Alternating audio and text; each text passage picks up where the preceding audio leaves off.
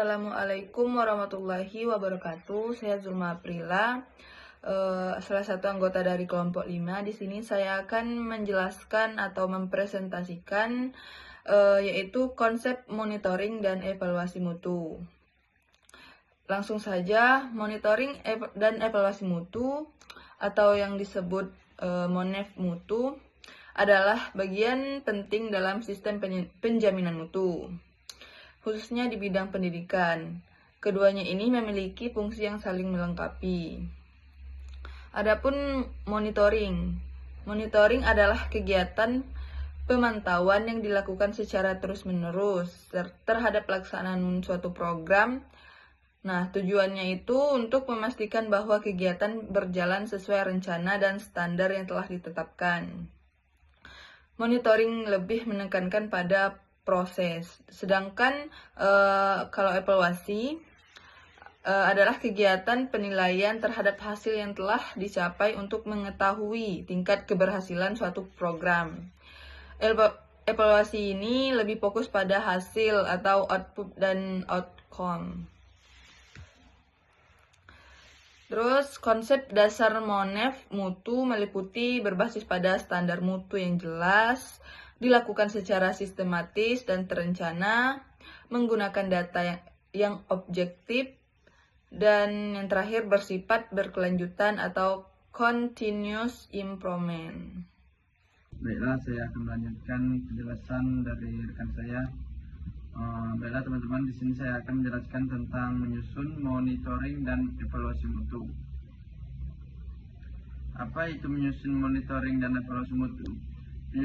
Yaitu penyusunan MONEV mutu harus dilakukan secara struktur agar kegiatan berjalan efektif dan menghasilkan data yang valid. Adapun langkah-langkah menyusun MONEV, yang pertama itu menentukan tujuan. Misalnya mengevaluasi kualitas pembelajaran atau kinerja tenaga pendidik. Yang kedua, menentukan indikator mutu, contoh tingkat kehadiran, hasil ujian, kepuasan siswa. Yang ketiga, menentukan metode pengumpulan data seperti observasi, wawancara, angket atau kuesioner, dan studi dokumentasi. Yang keempat itu menentukan waktu dan pelaksanaan agar kegiatan terjadwal dan memiliki penanggung jawab. Nah, itulah ya tentang menentukan waktu dan pelaksana. Yang kelima, menyusun rencana tindak lanjut seperti untuk memperbaiki berdasarkan hasil MONEV. Baiklah, di sini saya akan melanjutkan penjelasan dari rekan saya, yaitu tentang prosedur dan menyusun instrumen monitoring dan evaluasi mutu. Jadi instrumen monitoring adalah alat yang digunakan untuk mengumpulkan data. Jadi tanpa instrumen yang baik, hasil MONEV tidak akan akurat. Jadi prosedur penyusunan instrumen itu ada 7. Yang pertama itu menentukan tujuan pengukuran. Yang kedua, menentukan aspek yang akan dinilai. Yang ketiga, menyusun indikator dari setiap aspek. Yang keempat, memilih jenis instrumen. Yang kelima, menyusun butir pertanyaan atau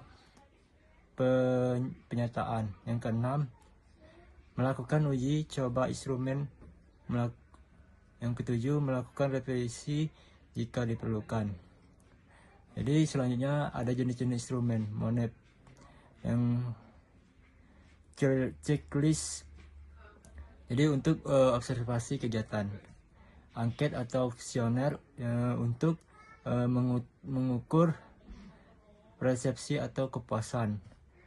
Wawancara, jadi wawancara itu untuk menggali informasi lebih mendalam.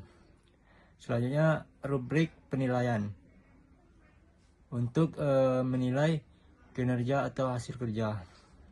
Jadi instrumen yang baik harus memiliki ciri. Yang pertama itu valid. Jadi valid itu sesuai dengan yang diukur. Yang kedua, reliable. Yang digunakan konsisten. Yang ketiga, objektif. Tidak puas. Yang keempat, praktis, mudah digunakan. Jadi contoh sederhananya yaitu guru menggunakan lembar observasi untuk menilai keaktifan siswa di kelas. Jika instrumennya jelas, hasil penilaian akan lebih akurat. Baiklah, di sini saya akan melanjutkan pembahasan mengenai menganalisis hasil monitoring dan evaluasi mutu. Jadi setelah data dikumpulkan, langkah selanjutnya itu adalah melakukan analisis agar data tersebut bermakna dan dapat digunakan untuk pengambilan keputusan. Adapun langkah dari analisis ini yaitu pertama itu mengelompokkan data, yaitu mengumpulkan atau mengelompokkan data kualitatif yaitu angka dan kualitatif yaitu deskripsi. Yang kedua yaitu mengolah data, yang mana ini untuk menghitung rata-rata presentasi dan juga mendeskripsikan hasil temuan.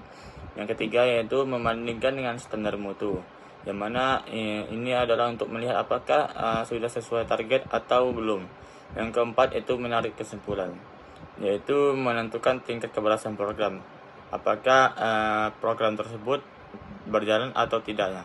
Yang terakhir yaitu menyusun rekomendasi, yaitu sebagai dasar perbaikan.